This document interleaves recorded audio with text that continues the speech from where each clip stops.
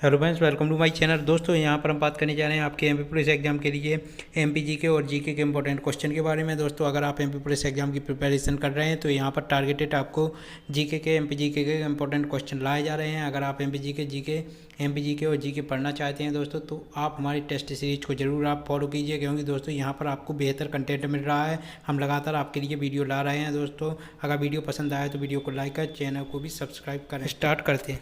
दोस्तों, पहला क्वेश्चन है आपका। यहाँ पर विश्वामित्र खेल पुरस्कार कब प्रारंभ किया गया है। यहाँ पर ऑप्शन आपके दिए गए हैं 1991, 1994, 1996, 1999।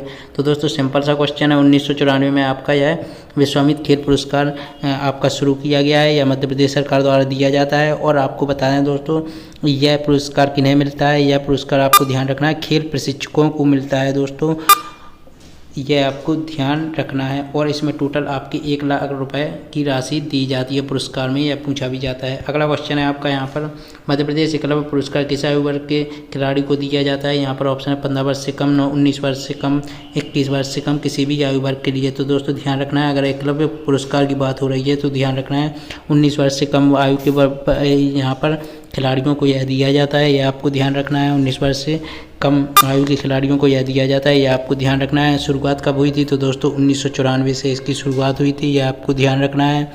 और आपको यहाँ पर बता दें कि इसमें कितनी रुपए पुरस्कार के रूप में दिए जाते हैं दोस्तों। तो इसमें 50,000 रुपये की पुरस्कार में राशि दी जाती है। 50,000 रुपये की पुरस्कार में राशि दी जाती है। अगला क्वेश्चन है आपका। यहाँ पर विक्रम पुरस्कार की स्थापना कब हुई। यहाँ पर ऑप्शन है 1990 में, 1992 में, 1995 में, 1997। दोस्तों, यहाँ पर बता दें आपको, जो एकलव्य पुरस्कार है यह भी आपका मध्य प्रदेश सरकार द्वारा दिया जाता है। और विक्रम पुरस्कार भी यहाँ पर आपको ध्यान रखना है। यहाँ पर आपके ऑप्शन दिए गए हैं कब इसकी स्थापना हुई विक्रम पुरस्कार की।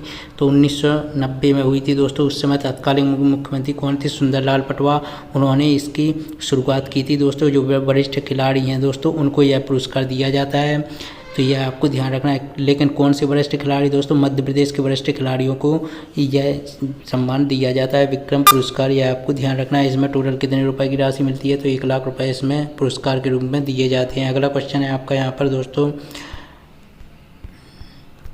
अगला क्वेश्चन है आपका यहाँ पर।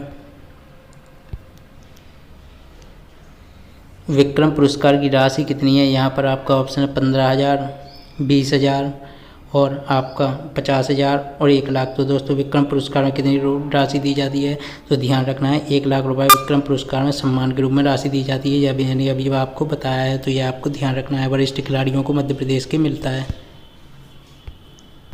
अगला क्वेश्चन है आपका। यहाँ पर विश्वामित्र खेल पुरस्कार की राशि कितनी है। यहाँ पर आपको अभी मैंने आपको बताया था। यहाँ पर ऑप्शन है 25,000, 19,000, 1 लाख, 50,000। तो दोस्तों, आपकी टोटल 1 लाख रुपए राशि दी जाती है विश्वामित्र खेल पुरस्कार के लिए। ध्यान रखना है दोस्तों, जो विश्वामित्र खेल पुरस्कार है दोस्तों, यह खेल प्रशिक्षकों को दिया जाता है। इसमें 1 लाख रुपए की राशि दी जाती है। जबकि विक्रम पुरस्कार में भी 1 लाख रुपए की राशि दी जाती है और वरिष्ठ खिलाड़ियों को मिलता है। वरिष्ठ खिलाड़ियों को मिलता है और 1 लाख रुपए की राशि दी जाती है। 1 लाख रुपए की राशि दी जाती है किसमें, विक्रम पुरस्कार में। जबकि विश्वामित्र पुरस्कार में आपकी 1 लाख रुपए की राशि के साथ आपको ध्यान रखना है कि खेल प्रशिक्षकों को यह पुरस्कार दिया जाता है मध्य प्रदेश के। अगला क्वेश्चन है आपका। यहाँ पर मध्य प्रदेश के इस शहर में देश का प्रथम शेयरिंग स्कूल की स्थापना की गई है। बताना है कौन सा है वह शहर। तो दोस्तों, सिंपल सा क्वेश्चन है, इसका राइट आंसर है भोपाल। जी हाँ दोस्तों, भोपाल में देश का प्रथम शेयरिंग स्कूल की स्थापना की गई है, आपको ध्यान रखना है दोस्तों। और आपको यहाँ पर बता दें कि जो आपका भोपाल है दोस्तों, इसको लेक सिटी भी कहा जाता है। यह क्वेश्चन मैं बार बार आपको बताते आया हूँ दोस्तों, तो ये आपको ध्यान रखना है, लेक सिटी भी कहा जाता है। जबकि प्रथम शेयरिंग स्कूल आपका भोपाल में खोला गया है, यह आपको ध्यान रखना है। अगला क्वेश्चन है आपका। यहाँ पर शेयरिंग स्कूल खोलने में निम्न में से किसका सहयोग रहा है। तो यहाँ पर आपका ऑप्शन है भारतीय नौसेना, भारतीय वायुसेना, भारतीय थल सेना, उपरोक्त सभी। तो दोस्तों, ध्यान रखना है, शेयरिंग स्कूल में भारतीय नौसेना का सहयोग रहा है खोलने में, तो यह आपको ध्यान रखना है। मध्य प्रदेश का पहला खेल क्लब कब बना दोस्तों, यहाँ पर आपको ध्यान रखना है भारतीय नौसेना। और नौसेना के बारे में एक चीज़ ध्यान रखना है दोस्तों, आपको क्या कि नौसेना दिवस कब मनाया जाता है। तो 4 दिसंबर को आपका क्या मनाया जाता है दोस्तों, नौसेना दिवस के रूप में मनाया जाता है, यह आपको ध्यान रखना है। जबकि भारतीय वायुसेना दिवस 8 अक्टूबर को मनाया जाता है, यह आपको ध्यान रखना है। भारतीय थल सेना दिवस दोस्तों 15 जनवरी को मनाया जाता है दोस्तों, 15 जनवरी को मनाया जाता है, 15 जनवरी को मनाया जाता है, ये आपको ध्यान रखना है। अगला क्वेश्चन है आपका। यहाँ पर मध्य प्रदेश का पहला खेल क्लब कब बना था? तो यहाँ पर ऑप्शन है 1880 में, 1890 में, 1900 में, 1910 में। तो दोस्तों सिंपल सा क्वेश्चन है दोस्तों, इसका राइट आंसर है आपका 1890 में। 1890 में आपका क्या होगा दोस्तों, जो मध्य प्रदेश का पहला खेल क्लब बना और जिसका नाम क्या था दोस्तों, तो ये ध्यान रखना है दोस्तों। सिंपल सा क्वेश्चन है, आता भी बहुत बार है, तो ध्यान रखिएगा। जो आपका पहला खेल क्लब था दोस्तों, उसका नाम था पारसी क्रिकेट क्लब। यह आपको ध्यान रखना है दोस्तों, पारसी क्रिकेट क्लब। इसकी स्थापना दोस्तों कब हुई थी? 1890 में हुई थी। यह आपको ध्यान रखना है दोस्तों। कहाँ है दोस्तों? इंदौर में है। फिर दोस्तों उसके बाद भी कई हैं दोस्तों, जैसे मध्य प्रदेश होलका क्रिकेट एसोसिएशन, यह आपकी कहाँ है दोस्तों? इंदौर में 1941 में एस्टेब्लिश हुई थी। इस प्रकार आपको ध्यान रखना है दोस्तों। अगला क्वेश्चन है आपका यहाँ पर, मध्य प्रदेश सरकार ने प्रदेश के इस स्थान पर खेलगांव स्थापित करने की घोषणा की है। तो किस स्थान पर खेलगांव स्थापित करने की घोषणा की है दोस्तों? ध्यान रखना है, सतगढ़ी। सतगढ़ी में मध्य प्रदेश सरकार ने प्रदेश के स्थान पर मध्य प्रदेश सरकार ने खेलगांव स्थापित करने की घोषणा की। तो यह आपको ध्यान रखना है, मध्य प्रदेश सरकार ने प्रदेश के सतगढ़ी नामक गांव में खेलगांव स्थापित करने की घोषणा की है। आपको ध्यान रखना है। अगला क्वेश्चन है आपका यहाँ पर दोस्तों, यहाँ पचमढ़ी का नाम आया है, तो ध्यान रखना है दोस्तों। पचमढ़ी में हमारे मध्य प्रदेश की सबसे ऊंची चोटी क्या है दोस्तों? 1350 मीटर जिसकी ऊंचाई है वह है दोस्तों धूपगढ़। यह है, और पचमढ़ी को हिल स्टेशन भी कहा जाता है मध्य प्रदेश का। अगला क्वेश्चन है, मध्य प्रदेश की पहली घाटी परियोजना कौन सी है? यहाँ पर ऑप्शन है चंबल घाटी, नर्मदा घाटी, राजघाट पेंच परियोजना। तो दोस्तों पूछा गया है यहाँ पर पहली घाटी परियोजना कौन सी है मध्य प्रदेश की? तो दोस्तों वह है चंबल घाटी परियोजना। यह आपको ध्यान रखना है। चंबल नदी से संबंधित एक चीज़ ध्यान रखना है दोस्तों, पूछा जाता है निम्न में से कौन सी नदी बीहड़ों का निर्माण करती है या खड्डहर बनाती है? तो दोस्तों वह है चंबल नदी। एक तो यह आपको ध्यान रखना है। साथ में दोस्तों इसके ऊपर कौन सी बांध है? तो एक ट्रैक ध्यान रखना है, गजरा। गजरा से गा से गांधी सागर, जा से जवाहर सागर और राज से राणा प्रताप सागर। यह आपके द्वारा दोस्तों क्या है दोस्तों, आपके क्या है दोस्तों, यह चंबल नदी पर स्थित आपके बांध है। यह आपको ध्यान रखना है। राजघाट यह आपका बेतवा नदी पर है। बेतवा नदी को मध्य प्रदेश की 5वीं सबसे बड़ी नदी कहा जाता है और बेतवा नदी मध्य प्रदेश की गंगा भी कहलाती है। यह आपको ध्यान रखना है। अगला क्वेश्चन है आपका यहाँ पर, गांधी सागर बांध किस नदी पर है? सिंपल सा क्वेश्चन अभी मैंने आपको बताया था। तो दोस्तों गजरा से आपको ध्यान रखना है। गांधी सागर बांध आपका चंबल नदी पर है। यह आपको ध्यान रखना है। सरदार सरोवर बांध आपका रेवा अर्थात नर्मदा नदी पर है। रेवा आपका नर्मदा नदी का ही पुराना नाम है। इस पर कौन सा है दोस्तों? इस पर आपका है दोस्तों कौन सा बांध दोस्तों?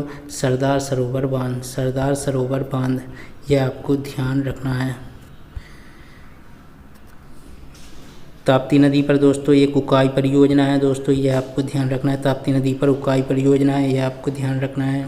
और यहाँ पर सोन नदी पर आपका बाढ़ सागर बांध है। सोन नदी पर बाढ़ सागर बांध है, यह आपको ध्यान रखना है। चलिए अगला क्वेश्चन है आपका यहाँ पर, इंदिरा गांधी डैम किस स्थान में बनाया गया है? यहाँ पर ऑप्शन है नौगांव, ढिंडिया, पुनासा, इनमें से कोई नहीं। तो दोस्तों ध्यान रखना है, इंदिरा गांधी बांध जो है दोस्तों वह आपके कौन सी नदी पर है? आपका आपका कौन से स्थान पर है? तो दोस्तों ध्यान रखना है पुनासा में है। यह आपको ध्यान रखना है। इंदिरा गांधी डैम आपका किस नदी पर है दोस्तों? तो ध्यान रखना है नर्मदा नदी पर है। नर्मदा नदी पर है, यह आपको ध्यान रखना है। अगला क्वेश्चन है आपका यहाँ पर, मध्य प्रदेश की इस परियोजना को संजय सरोवर परियोजना के नाम से भी जाना जाता है। यहाँ पर ऑप्शन है इंदिरा सागर, अपर वैनगंगा, बाढ़ गंगा और बावनथड़ी। तो दोस्तों राइट आंसर है अपर वैनगंगा जो आपकी परियोजना है, इसको संजय सरोवर परियोजना के नाम से भी जाना जाता है। यह आपको ध्यान रखना है। अपर वैनगंगा जो परियोजना है दोस्तों ध्यान रखना है, संजय सरोवर परियोजना के नाम से भी जाना जाता है। अगला क्वेश्चन है आपका यहाँ पर, वैनगंगा परियोजना से मुख्य लाभान्वित होने वाले जिले कौन से हैं? यहाँ पर आपका ऑप्शन है बालाघाट, सिवनी, बैतूल, छिंदवाड़ा, होशंगाबाद, नरसिंहपुर, सीधी, बैतूल। तो दोस्तों वैनगंगा से जो नहर निकली है दोस्तों वैनगंगा परियोजना, यह आपकी बालाघाट और सिवनी को लाभान्वित करती है। बालाघाट और सिवनी को लाभान्वित करती है, यह आपको ध्यान रखना है। यह आपको ध्यान रखना है। अगला क्वेश्चन है आपका यहाँ पर, निम्नलिखित में से कौन बांध रेवा नदी पर रेवा नदी से संबंधित है? यहाँ पर आपके ऑप्शन है महेश्वर, इंदिरा सागर, बरगी, गांधी सागर। तो दोस्तों रेवा यानी यहाँ पर नर्मदा नदी की बात हो रही है दोस्तों, तो यहाँ पर इसका राइट आंसर है दोस्तों गांधी सागर, क्योंकि अभी मैंने आपको बताया था दोस्तों गांधी सागर आपका कहाँ है दोस्तों? आपका कहाँ है दोस्तों? आपका चंबल नदी पर है, आपको ध्यान रखना है। और बाकी आपके ये सारे आपको ध्यान रखना है, ये नर्मदा नदी पर है। अगला क्वेश्चन है आपका यहाँ पर बाणसागर बांध का निर्माण किस नदी पर किया गया है। यहाँ पर ऑप्शन है केन नदी, रेवा नदी, बेतवा नदी, सोन नदी। तो दोस्तों अभी मैंने आपको बताया था कि सोन नदी जो है दोस्तों जिसको स्वर्णमती भी कहा जाता है दोस्तों, यह जो नदी है दोस्तों इस पर आपको ध्यान रखना है। बाणसागर बांध स्थित है, बाणसागर बांध स्थित है और यह उत्तर की ओर बहती है दोस्तों। और आपकी कहाँ पर मिल जाती है दोस्तों, पटना के समीप, आपके पटना के समीप यह आपकी गंगा में मिल जाती है, यह आपको ध्यान रखना है दोस्तों। केन नदी के बारे में एक तो क्वेश्चन आपका आएगा ही नहीं दोस्तों। रेवा नदी, ये नर्मदा नदी के बारे में आपका क्वेश्चन काफ़ी बार बनता है।